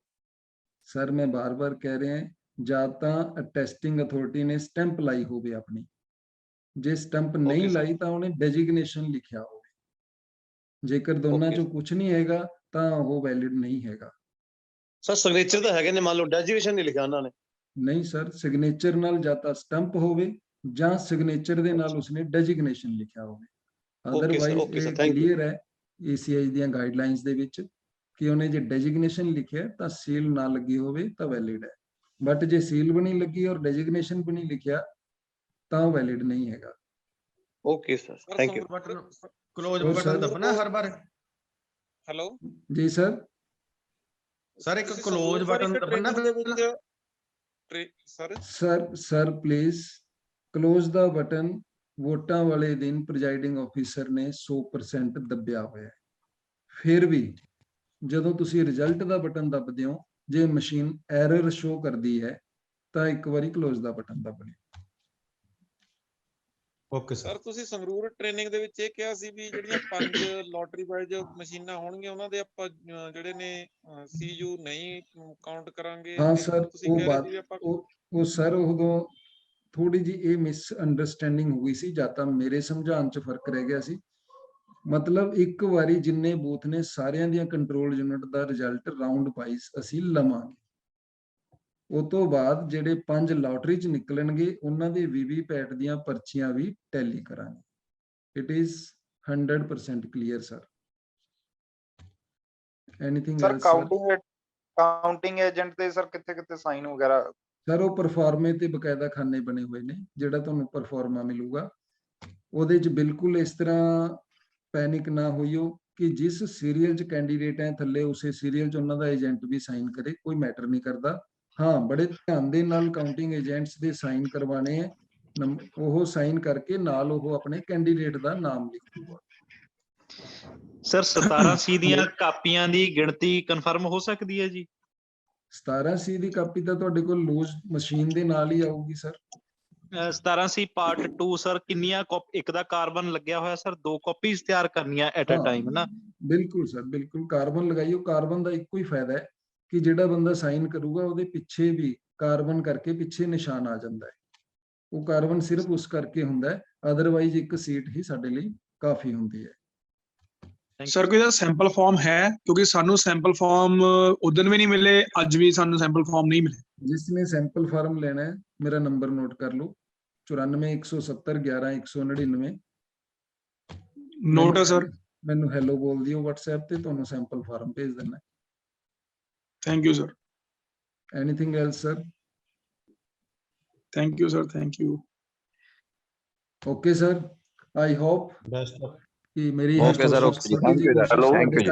ਬੜੀ ਕੰਮ ਆਊਗੀ। Thank you, sir. ਤੇ best of all for tomorrow. Hello. ਜੀ sir, Thank you, sir. Thank you sir. Thank you, Thank you Dr. sir. Sahab. This was much needed. Thank you, sir. Thank you very much sir. ਬਹੁਤ ਖੁਸ਼ੀ ਹੋਈ SDM ਕਾਲਾਰਾਮ Kansal ਜੀ ਨੇ ਸਾਡੇ ਨਾਲ join ਕਰਕੇ ਸਾਡੀ ਹੌਸਲਾ ਅਫਜ਼ਾਈ ਵੀ ਕੀਤੀ ਹੈ। ਬਹੁਤ ਅੱਛਾ ਲੱਗਿਆ। ਜਿੰਨੇ ਵੀ ਆਰਓ ਸਾਹਿਬ ਨੇ ਸਾਡੇ ਨਾਲ ਜੁਆਇਨ ਕਰਕੇ ਸਾਡੀ ਇਸ ਛੋਟੀ ਜੀ ਕੋਸ਼ਿਸ਼ ਨੂੰ, ਸਾਡੀ ਕੋਸ਼ਿਸ਼ ਹੈ ਬਤੌਰ ਇੱਕ team, this is a team work, ਅਸੀਂ ਸਾਰੇ ਇੱਕ ਟੀਮ ਇਕੱਠੇ ਕੰਮ ਕਰਕੇ ਇਹ ਚੋਣਾਂ ਦਾ ਜਿਹੜਾ ਕੱਲ ਇੱਕ ਲਾਸਟ ਐਂਡ ਫਾਈਨਲ ਜਿਹੜੀ ਇੱਕ ਸੈਟਅਪ ਹੈ, ਅਸੀਂ ਬੜੇ ਚੰਗੇ ਤਰੀਕੇ ਦੇ ਨਾਲ ਨੇਪਰੇ ਚਾੜੀਏ। Best of luck for all of you. Thank you very much sir, so nice. Good night. Thank you. Thank you, sir. Thank you. Good night, sir. Good night.